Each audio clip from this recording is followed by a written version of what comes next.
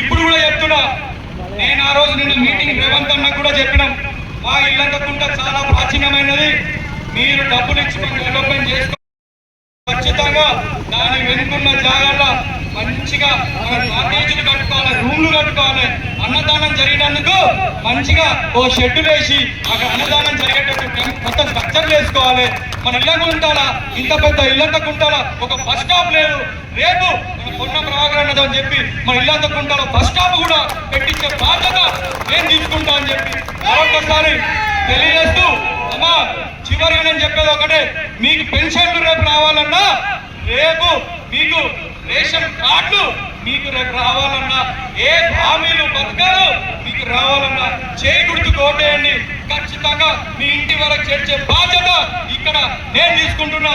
అన్నం పార్లమెంటు పోతే అక్కడి నుంచి కూడా నిధులు తీసుకొచ్చి అభివృద్ధి చేసే బాధ్యత మన రాజేందర్ గారు ఎంపీ అభ్యర్థి తీసుకొస్తారని మరొకసారి నేను తెలియజేస్తూ, ఒకటే నినాదంతో మనం ముందుకు పోవాలి.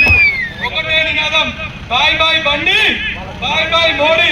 అందరూ అనాలి ఒకసారి, బాయ్ బాయ్ బండి, బాయ్ బాయ్ మోడీ. మరొకసారి బాయ్ బాయ్ బండి, బాయ్ బాయ్ మోడీ.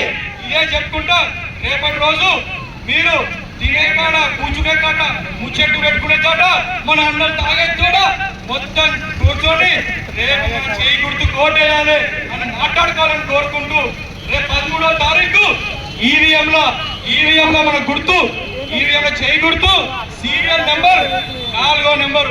అమ్మ సీరియల్ నెంబర్ రేపు ఈవీఎంలో డబ్బాల 4వ నెంబరు ఖచ్చితంగా గుర్తుపెట్టుకోవాలి.